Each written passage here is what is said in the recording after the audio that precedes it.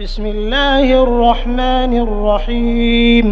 اللہ کے نام سے جو رحمان اور رحیم ہے۔ وَلَقَدْ يَسَّرْنَا الْقُرْآنَ لِلذِّكْرِ فَهَلْ مِن مُدَّكِرٍ، ہم نے اس قرآن کو نصیحت کے لیے آسان ذریعہ بنا دیا ہے، پھر کیا ہے کوئی نصیحت قبول کرنے والا؟ اور مطلب وہی ہے کہ پڑھ جائے گا، مطلب وہی ہے کہ واقع ہو جائے گا، لیکن اصل لغوی جو معنی ہے وہ ہے لازم ہو جانا، اور باعتبار مصداق اور مفہوم کے پھر ایک ہی ہے۔ یہی وجہ ہے کہ امام قرطبی نے کہا ہے کہ والمعنیان متقاربان، معنی ایک دوسرے کے بڑے قریب قریب ہیں۔ تو واقع ہو جائے گا کا معنی بھی ٹھیک ہے اور نازل ہوگا بھی ٹھیک ہے، اور یہ اصل جو لغت میں معنی ہے وہ ہے کہ لازم ہوگا تم پر میرا غضب، لازم ہو جائے گا تم پر۔ وَمَن يَحْلِلْ عَلَيْهِ غَضَبِي فَقَدْ هَوَىٰ، اور جس پر میرا غضب لازم ہوا تو تحقیق کے ساتھ وہ ہلاک ہو گیا۔ فقد ہوا یعنی فقد ہلاکا۔ ہوا یہوی کا اصل معنی ہوتا ہے گرنا، گراوٹ۔ ہوا یعنی سقط من علو الی اسفل، اوپر سے نیچے کی طرف گرنا، یہ ہوا۔ اور اس معنی میں قرآن مجید میں یہ لفظ استعمال ہوا ہے کہ او تہوی بہ الریح فی مکان سحیق، یا ہوا اس کو دور کی جگہ میں گرا دے، تہوی گرا دے۔ خواہشات نفس بھی انسان کو گرا دیتے ہیں، تو یہ ہوا اصل لغت میں سقطہ اور گرنے کے معنی میں، یعنی جس پر رب تعالیٰ کا غضب ہوگا تو وہ ہلاکت میں گر گیا اور اس کی تنزلی شروع ہو گئی۔ تو باوجود نعمتوں کی فراوانی کے جو رب کی غضب میں گرفتار ہو اور ناشکری کرے گا تو وہ اس کو اپنی ترقی نہ خیال کرے، بلکہ فقد ہوا، وہ تنزل کی گراوٹ میں جا رہا ہے۔ اشارہ ہے کہ ناشکری سے تنزل ہے اور شکر گزاری میں ترقی ہے۔ وَإِنِّي لَغَفَّارٌ لِمَن تَابَ وَآمَنَ وَعَمِلَ صَالِحًا ثُمَّ اهْتَدَىٰ، اور بے شک میں البتہ بخشنے والا ہوں لمن تابا، اس کو جو توبہ کرے، وآمن اور ایمان لائے، وعمل صالحا اور عمل کرے نیک، ثم اهتدىٰ پھر وہ ہدایت پا جائے۔ اس آیت میں وعید کے بعد بشارت اور خوشخبری سنائی جا رہی ہے۔ اللہ تعالیٰ کی صفات میں سے غافر بھی ہے، غفور بھی ہے اور غفار بھی ہے۔ غافر بخشنے والا، اور غفور اور غفار میں پھر مبالغہ ہے، بہت بخشنے والا، اس لیے کہ بندے بھی ظالم بھی ہوتے ہیں اور ظلومن بھی ہوتے ہیں، اور بندے ظلام بھی ہوتے ہیں، اور اللہ غفرہ بھی ہے، یغفر بھی ہے، اس لیے کہ بندے بھی ظلمہ بھی ہے اور یظلمو بھی ہے۔ بندوں کے لیے قرآن میں ظلمہ، یظلمو، ظالمن اور ظلام اور اس قسم کے الفاظ استعمال ہوئے ہیں، تو اللہ تعالیٰ کے لیے اس کے مقابلے میں غافر اور غفار اور غفور اور غفرہ اور یغفرو کی صفات ذکر ہوئی ہے۔ امام رازی نے اپنی تفسیر میں، تفسیر کبیر میں، یہاں غفاروں میں ان آیات کو ذکر کیا ہے۔ یہ اللہ تعالیٰ کی طرف سے ایک بہت بڑا انعام۔ لفظ غفرہ عربی لغت میں، غفرہ کا معنی ہے سترہ، چھپانا، کوئی کسی چیز پہ چادر ڈال دے۔ تو مغفرت اس کا مطلب کیا ہوتا ہے؟ یعنی اللہ تعالیٰ نے بندوں کے گناہوں پہ پردہ ڈال دیا، پردہ ڈال دیا، اس کو پوشیدہ رکھا، اور بندے کے عیوب کو پوشیدہ رکھا۔ یہ اللہ تعالیٰ کی غفاریت ہے۔ بندے نے گناہ کیا، بندے میں کوئی عیب ہے، اور اللہ نے اس پہ پردہ ڈال دیا۔ ایک ہے معاف کرنا کہ میں سزا نہیں دیتا، اور ایک ہے مغفرت۔ اس مغفرت کے معنی کے اندر یہ موجود ہے کہ اللہ نے اس پہ پردہ ڈال دیا اور ایک طرح عیب پوشی کی۔ اس سے پھر عفو اور مغفرت کا جو مفہوم ہے اس میں فرق واضح ہوتا ہے. جیسے سورہ بقرہ کی آخری آیت ہے نا کہ ہماری مغفرت فرما اور ہمیں معاف فرما. مغفرت فرما اور معاف فرما، یعنی ہمارے اس گناہوں پہ پردہ بھی ڈال دے اور اس کی سزا بھی ہمیں نہ دے. یہ دونوں الفاظ جب مل جاتے ہیں تو اس کا یہ مطلب ہوتا ہے. اور اللہ تعالیٰ اپنے بندوں پر اتنا مہربان ہے کہ اللہ نے بندوں پر پردے ڈال دیے ہیں. اور کتنے پردے ڈالے ہیں، کتنے پردے، اتنے پردے ڈال دیے ہیں کہ اللہ صرف ہمارے جسم کی ظاہری چمڑا ہی ہم سے اتار دے تو نیچے سارا خون خون نظر آئے. یہ ایک پورا پردہ تو یہ ظاہری ڈال دیا. یہ بھی اللہ کی مغفرت کا ایک جز ہے، ایک عطا ہے کہ کیسے اللہ نے ہمارے اندر کے خون اور علائشوں کو ایک چمڑے کے اندر بند کر دیا ہے. یہ بھی ایک ستر ہے. اور ہمارے اندرونی کتنی برائیاں اور معنوی اور ذہنی اور دلی کمزوریاں ہیں جس کو اللہ نے پردے اخفا میں رکھا، ورنہ وہی ساری باتیں یکدم سے لوگوں کے سامنے آ جاتی تو ہم کیا کر لیتے. پھر اللہ نے کرامن کاتبین فرشتوں کو رکھا جو لکھ رہے ہیں، لیکن ان فرشتوں کو بھی پردے اخفا میں رکھا، ہمیں نظر نہیں آتے. ورنہ جب ہم کچھ کر رہے ہوتے اور فرشتے سامنے ہوتے تو کسی کام کے نہ رہتے. یہ بھی مغفرت ہے. اور یہ کہ اللہ تعالیٰ ان گناہوں کو معاف کر دے اور اس پہ سزا نہ دے، یہ اللہ کی مغفرت ہے. مغفرت کے اندر جو سترن کا معنی ہے اس میں بڑی وسعت ہے. اور یہاں مغفرت کو سترن کے معنی میں لے کر ایک جملے میں یہ امام ابن جوزی نے اپنی تفسیر میں اس کا بالخصوص ذکر کیا ہے، خاص اس مقام میں بھی. اس آیت میں فرمایا اللہ بخشنے والا ہے، بہت بخشنے والا ہے. لیکن کن کو بخشنے والا ہے؟ تابا و آمن و عمل صالحا ثم اہتدی. اس کا مطلب یہ ہے کہ جو چاہتا ہے کہ اللہ کی مغفرت کو حاصل کروں تو اسے چاہیے کہ وہ ایک طریقہ اور ایک راستہ اپنائے، اور وہ طریقہ ایمان اور عمل صالح کا راستہ ہے. یعنی بجائے اس کے کہ آپ اسباب استعمال نہ کریں اور صرف اس تمنا میں بیٹھ جائیں کہ میری مغفرت ہو جائے گی، بغیر اسباب کے آپ اس تمنا میں بیٹھ جائیں کہ میری مغفرت ہو جائے گی، تو یہ خام خیالی ہے. اللہ تعالیٰ کی رحمت کے آگے تو اللہ چاہے تو ایک ذرا سی بات پر مغفرت کر دے بندے کی. اللہ کی رحمت کے آگے تو کوئی انتہا نہیں نا. مگر اصول یہ ہے، ایک اصولی بات اور قانونی بات ہوتی ہے، اور ایک اللہ کی رحمت کی بات ہے. جو اصولی اور قانونی بات ہے اس کا ضابطہ الگ ہے، اور اللہ کی رحمت اس کے لیے کوئی ضابطہ نہیں، اس کا تو کوئی ٹھکانہ نہیں ہے. تو جو ضابطے کی بات ہے وہ یہاں ذکر ہو رہی ہے.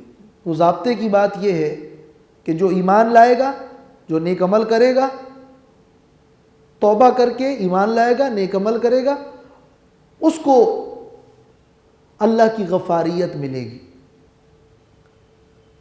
اور جہاں اللہ کی رحمت ہے تو اللہ کی رحمت جوش میں آ جائے تو کسی کی مغفرت کر دے. حدیث پاک میں ہے کہ ایک فاحشہ عورت راستے پہ جا رہی تھی کہ اس نے دیکھا کہ ایک کنویں کے کنارے ایک کتا پیاس کے مارے ہانپ رہا ہے.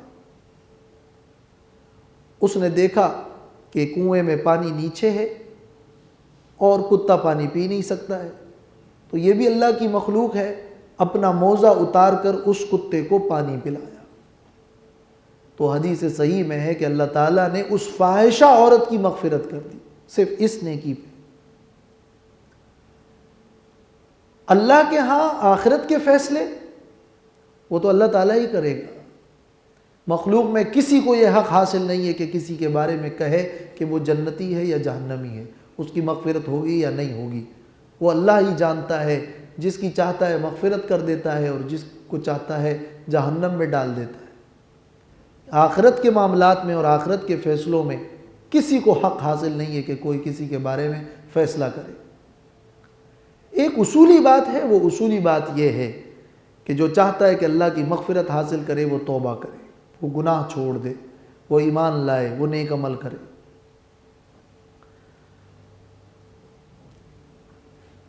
اور پھر ثم اہتدی، یہاں خاص طور پر اس نقطے کو مفسرین نے بڑی تفصیل سے بیان کیا ہے کہ ہدایت کا ذکر ایمان، توبہ، ایمان اور عمل صالح کے بعد یوں کیا ہے کہ ثم اہتدی، تو یہاں یہ ثم اہتدی کیا ہے؟ ثم اہتدی کا معنی یہ ہے کہ یعنی اقام علی ایمانہ حتی مات علیہ، جس نے توبہ کی، توبہ کو تو ایمان پر مقدم کیا، اس لیے کہ پہلے تو تمام تر کفریات کو چھوڑنا ہے، بیزاری کرنی ہے۔ اگر کفر کوئی اپنے دل کے اندر رکھے گا اور پھر وہ کہے گا میں ایمان لاتا ہوں، وہ کفر کو مانتا ہوں، تو مانتے ہوئے تو ایمان نہیں آ سکے گا۔ پہلے کفریات سے براءت و بیزاری کا اعلان کرنا ہے، اس کے بعد ایمان لانا ہے۔ تو توبہ تو مقدم ہے، پھر ایمان لانے کے بعد نیک عمل کرے گا، پھر اس نیک عمل پر موت تک قائم دائم رہا، تو یہاں ثم اہتدی میں ہدایت سے استقامت مراد ہے۔ امام قرطبی نے اپنی تفسیر میں ثم اہتدی کی تفسیر کرتے ہوئے 8 اقوال نقل کی ہیں، ان میں سے پہلا قول یہی نقل کیا ہے کہ اقام علی ایمانہ حتی مات علیہ، اور پھر فرمایا یہ قول سفیان ثوری کا بھی ہے اور قتادہ کا بھی ہے رحمہم اللہ۔ اور 8 اقوال ذکر کرنے کے بعد آخر میں کہا کہ یہ جو پہلا قول میں نے ذکر کیا ہے یہ احسن الاقوال ہے، اور تمام اقوال کا نچوڑ اور حاصل اور خلاصہ یہی ہے کہ یعنی ایمان اور عمل صالح پر قائم دائم رہے اور استقامت اختیار کرے، یہ ثم اہتدی کا معنی ہے۔ اور اس کے علاوہ بھی بہت ساری تعبیرات ہیں جو ان 8 اقوال میں بھی موجود ہے، اور علاوہ اس کے بھی تفسیروں میں، وہ سب اپنی جگہ صحیح ہے۔ صحابہ کے اقوال اور تابعین کے اقوال جو تفسیروں میں نقل ہوتے ہیں ان میں ٹکراؤ اور تعارض بہت کم جگہوں پہ ملے گا۔ وہ در حقیقت ایک آیت کے مفہوم کو اپنے الفاظ میں واضح کرنا ہوتا ہے، وہ اختلاف تنوع ہوتا ہے، وہ اختلاف تضاد نہیں ہوتا، اس میں ٹکراؤ اور تعارض نہیں ہوتا، بلکہ وہ وضاحت ہوتی ہے مگر الفاظ مختلفہ میں۔ مثلا ایک قول یہ مروی ہے کہ اللہ بخشنے والا ہے ان کو جو توبہ کرے، ایمان لائے، نیک عمل کرے اور پھر اس میں کوئی شک نہ کرے، ثم اہتدی، پھر ہدایت پائے، یعنی اس میں کسی قسم کا شک بھی نہ کرے، اس لیے کہ جس کو خود شک ہے کہ ہمیں مغفرت ہوگی نہیں ہوگی تو شک نہیں کرنا چاہیے۔ آپ یہ فارمیلٹی پوری کریں اور اس کے بعد یقین کریں اللہ کی ذات پر کہ اس کی ذات کی رحمت کا کوئی ٹھکانہ نہیں ہے۔ تو ثم اہتدی کا یہ معنی کہ شک نہ کرے، شبہات کو دل سے نکالتے، اور یہ کہ اہل السنت والجماعہ کی اتباع کرے۔ اور یہ معنی بھی عبداللہ ابن عباس سے قول نقل کیا ہے کہ علم ان لعملہ ھذا ثواب ثم اہتدی، پھر وہ ہدایت پائے یعنی پھر جان لے کہ اس کے اس عمل پر ثواب ملے گا، اب امید بھی دل میں ہونی چاہیے کہ اسے ثواب ملے گا، یہ ثم اہتدی ہے۔ تفاسیر میں ہر تفسیر نے اپنے اپنے انداز میں بڑے عمدہ طریقے سے اس آیت کو واضح کیا ہے۔ مقصود یہی ہے کہ مقصد ہدایت تک پہنچنے کے لیے ثم اہتدی، یہ مقصد ہدایت، اس تک پہنچنے کے لیے توبہ، ایمان اور عمل صالح کا راستہ اختیار کرو۔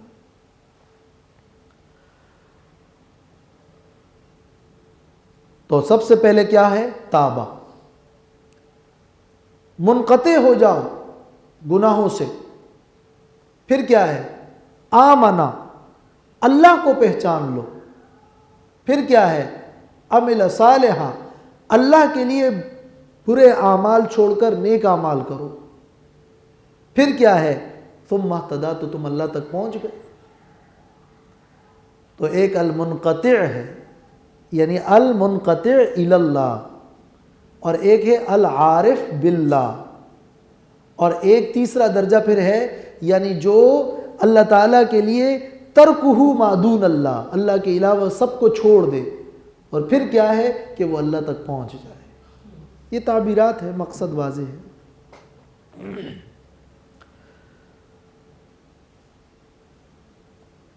وَمَا أَعْجَلَكَ عَنْ قَوْمِكَ يَا مُوسَىٰ قَالَ هُمْ أُولَٰئِكَ عَلَىٰ أَثَرِي وَعَجِلْتُ إِلَيْكَ رَبِّ لِتَرْضَىٰ قَالَ فَإِنَّا قَدْ فَتَنَّا قَوْمَكَ مِن بَعْدِكَ وَأَضَلَّهُمُ السَّامِرِيُّ۔ یہاں سے یعنی اس آیت نمبر 83 سے آیت نمبر 98 تک یہ سورۃ طٰہٰ کا مقام خامس ہے، 5واں مقام ہے جس میں موسیٰ علیہ السلام کے اس واقعے کو ذکر کیا جا رہا ہے جو دریا پار کرنے کے بعد ہے۔ یہ آیت نمبر 98 تک 3 قسم کے خطابات ہیں، 3 قسم کے، یعنی اس میں ذکر ہوگا کہ موسیٰ علیہ السلام کی قوم نے موسیٰ علیہ السلام کے کوہ طور پر جانے کے بعد، جس کا اللہ نے وعدہ کیا تھا کہ وہاں تجھے تورات کی عظیم روحانی نعمت ملے گی، اس کے جانے کے بعد قوم کے لوگوں نے شرک کیا۔ تو جب قوم کے لوگوں نے شرک کیا تو موسیٰ علیہ السلام کا ایک خطاب ذکر ہوگا قوم سے کہ وہ قوم پر بڑے غصہ تھے، تم نے یہ شرک کیوں کیا؟ اس کا جواب قوم کے لوگ دیں گے، یہ اس حصے کا ایک جز ہے۔ دوسرا جز یہ کہ پھر موسیٰ علیہ السلام ہارون علیہ السلام سے مخاطب ہوں گے کہ آپ نے قوم کے لوگوں کو اس شرک سے کیوں نہیں روکا، یہ اس مقام کا دوسرا جز ہے، اور ہارون علیہ السلام کا جواب ہوگا۔ پھر اس کے بعد موسیٰ علیہ السلام سامری سے مخاطب ہوں گے جس نے قوم کو گمراہ کرنے کی سازش کی کہ تم نے قوم کو کیوں گمراہ کیا، تمہارا کیا معاملہ تھا، پھر سامری کا جواب ہوگا۔ تو اس کے بعد پھر اس شرک کی شدید تردید اور وعید کے طور پر اس بچڑے کو جس کو سامری نے بنایا تھا موسیٰ علیہ السلام دریا میں پھینک دیں گے۔ یعنی آیت نمبر 98 تک ہم موسیٰ علیہ السلام کے جانے کے بعد قوم کے شرک پر موسیٰ علیہ السلام کے 3 خطابات ہیں۔ ایک سوال قوم سے کیا، دوم ہارون علیہ السلام سے کیا، اور سوم سامری سے کیا، اور انہوں نے جوابات دیے۔ ان کا سوال کیا تھا اور ان کے جوابات کیا تھے یہ تو آگے اس پورے سبق میں ذکر ہوگا، لیکن سب سے پہلے یہ جو ابتدائی آیت ہے اس میں یہ بیان ہو رہا ہے کہ اللہ تعالیٰ نے موسیٰ علیہ السلام سے جب موسیٰ علیہ السلام کوہ طور پر پہنچے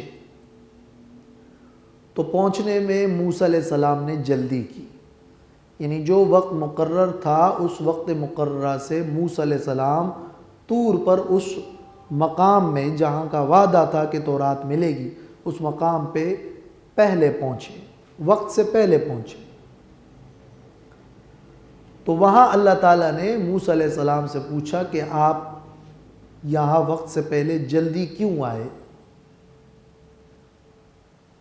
اور سوال اصل میں موسیٰ علیہ السلام سے 2 تھے، ایک یہ کہ پیچھے قوم کو کس حال میں چھوڑا، ان سے آپ جلدی آ گئے، اور جلدی آنے کا سبب اور وجہ کیا بنی۔ ایک لفظ میں ایک جملے میں یہ اصل میں 2 سوال ہیں۔ تو موسیٰ علیہ السلام نے فرمایا کہ میری قوم کے لوگ پیچھے ہیں۔ اس کا کیا مطلب ہے پیچھے ہیں؟ اس کا یہ مطلب ہے یعنی قوم کے لوگ پیچھے قریب میں ہی موجود ہیں، میں ان سے بہت دور نہیں آیا ہوں۔ دوسرا مطلب کیا ہے؟ قوم کے لوگ بھی میرے پیچھے آ رہے ہیں۔ تیسرا مطلب کیا ہے؟ قوم کے لوگوں کو میں نے توحید پر ہی چھوڑا ہے، وہ میری تابعدار قوم ہے۔ یہ تو قوم کے حوالے سے جواب تھا۔ اور جلدی کیوں آئے، وقت سے پہلے کیوں آئے؟ اے میرے رب، تجھ سے ملاقات کے شوق نے مجھے اس پر آمادہ کیا کہ میں جلدی آ گیا، اور تاکہ تو راضی ہو جائے اور تاکہ تو خوش ہو جائے۔ تو میرا جلدی آنا وہ اس لیے تھا تاکہ تیری رضامندی کو زیادہ سے زیادہ اور جلد سے جلد حاصل کروں۔ اور اللہ موسیٰ علیہ السلام پہ راضی تو تھا ہی، لیکن اس میں مزید اضافہ آ جائے، اور اللہ سے ہم کلام ہونے کے اس شوق نے موسیٰ علیہ السلام کو آمادہ کیا کہ وہ جلدی پہنچے۔ یہ دو سوالات موسیٰ علیہ السلام سے اللہ نے کیے، اور موسیٰ علیہ السلام نے یہ جوابات دیے۔ یہ اس آیت کا تو اللہ تعالیٰ نے فرمایا کہ تیری قوم نے تیرے آنے کے بعد تیری قوم نے تو وہاں شرک شروع کر دیا ہے، اور سامری نے ان کو گمراہ کر دیا ہے۔ اب یہاں بہت سارے سوالات پیدا ہوں گے، ہم درس میں اس کو اشارتاً حل کریں گے، لیکن حاصل نچوڑ اس مضمون کا کیا ہے؟ وہ یہ ہے وَمَا أَعْجَلَكَ عَنْ قَوْمِكَ يَا مُوسَىٰ، اور کس چیز نے تجھے جلدی آنے پر آمادہ کیا، عن قومک، اپنی قوم سے، یا موسیٰ، اے موسیٰ۔ تو دو سوال، اپنی قوم کو چھوڑ دیا اور یہاں جلدی آ گئے، تو کون سی چیز تھی جس نے تجھے اس پر آمادہ کیا؟ ما آجلک، اور عن قومک، قوم سے آپ جلدی آ گئے تو قوم کو چھوڑ دیا، تو قوم کو کس حال میں چھوڑا؟ دو سوال ہو گئے، اس لیے جواب دو آ رہے ہیں۔ قال موسیٰ علیہ السلام نے فرمایا ہم اولائی علی اثری، وہ قوم کے لوگ یہی ہے، یہ ہم مبتدا ہے، یہ اولائی خبر اول ہے اور علی اثری خبر ثانی ہے۔ وہ تو قوم کے لوگ علی اثری، میرے پیچھے ہیں، یعنی قوم کے لوگ میرے پیچھے آ رہے ہیں۔ عام طور پر مفسرین نے اس کو یہ ذکر کیا ہے کہ یعنی موسیٰ علیہ السلام کی قوم موسیٰ علیہ السلام کے پیچھے ان کے ساتھ آ رہی تھی۔ اللہ نے وعدہ کیا تھا کہ کوئی طور پہ تمہیں تورات ملے گی، تو قوم کے لوگوں کو بھی کہا ان کے ساتھ ہی چلے، اور ایک جگہ پر خود موسیٰ علیہ السلام ذرا جلدی میں جا کر کوہ طور پہنچے، اور قوم کے لوگوں کو چھوڑ کر جلدی آ گئے۔ تو اللہ تعالیٰ نے پوچھا کہ جلدی کیوں آئے؟ تو موسیٰ علیہ السلام نے کہا قوم کے لوگوں کو میں نے اپنے پیچھے چھوڑا ہے۔ تو قوم کے لوگوں کو کیا یہ تلقین تھی کہ وہ بھی کوہ طور پر آ جائے؟ یہ تلقین تو نہیں تھی، تورات تو ملنی تھی موسیٰ علیہ السلام کو۔ اس لیے بعض مفسرین نے اس کی یہ توجیہ کی ہے کہ اعلیٰ اثری کا معنی یہ ہے کہ ان قوم کے لوگوں کو کہا تھا تم بھی وہاں طور کے پہاڑ تک پہنچو، اور موسیٰ علیہ السلام خود اس مقام پہ گئے جہاں سے تورات کا حصول تھا۔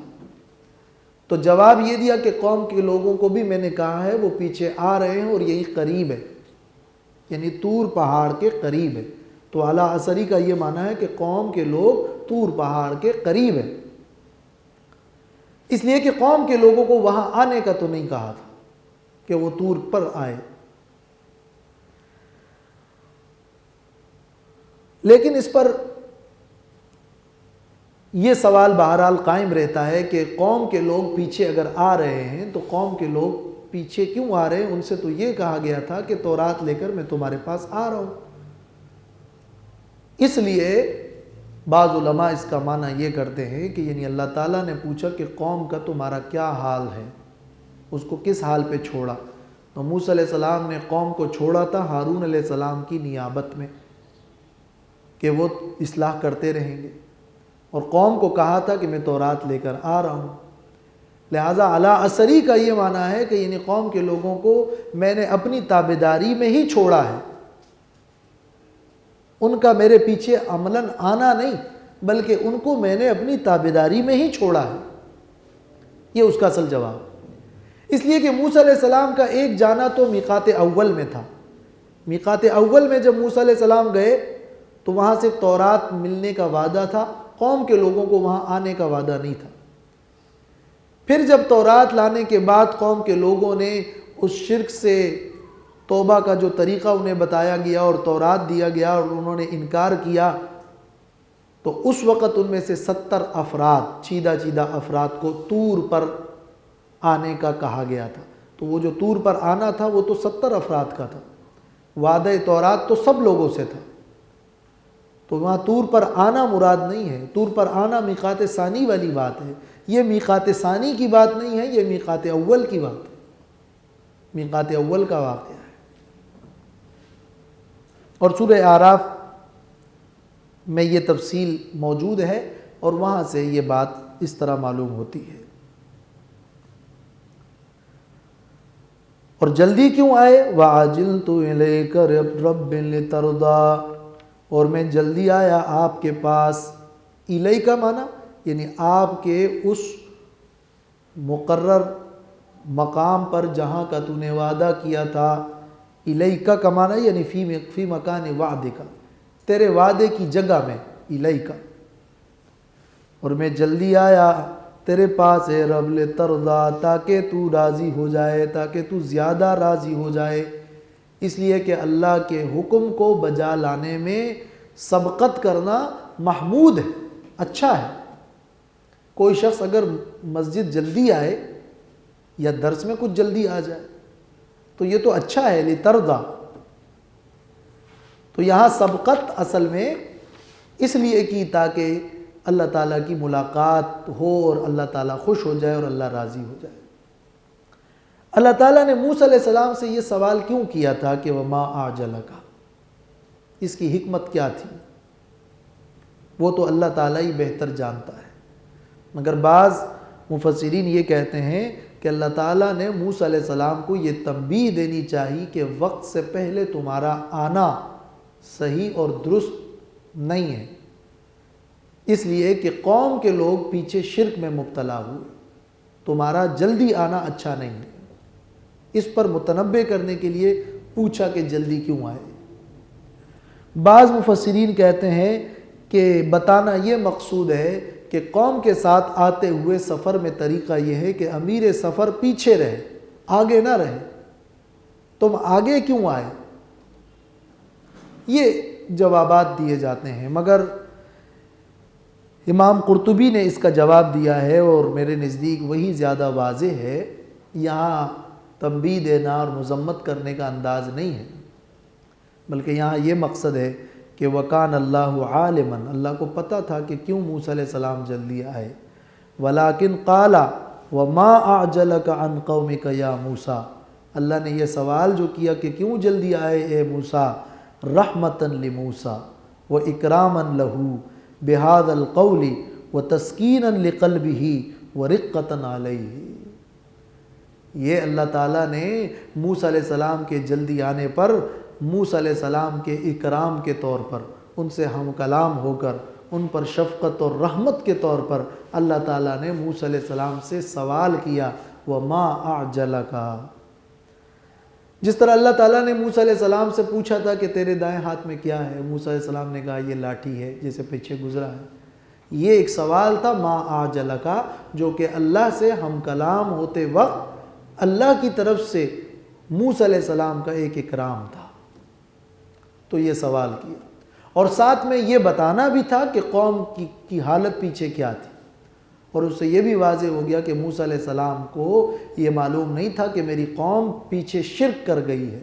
ان کے جانے کے بعد ہی یہ معاملہ درپیش ہوا، تو اللہ تعالیٰ نے وہاں موسیٰ علیہ السلام کو خبر دے دی کہ تیری قوم شرک میں مبتلا ہوئی ہے۔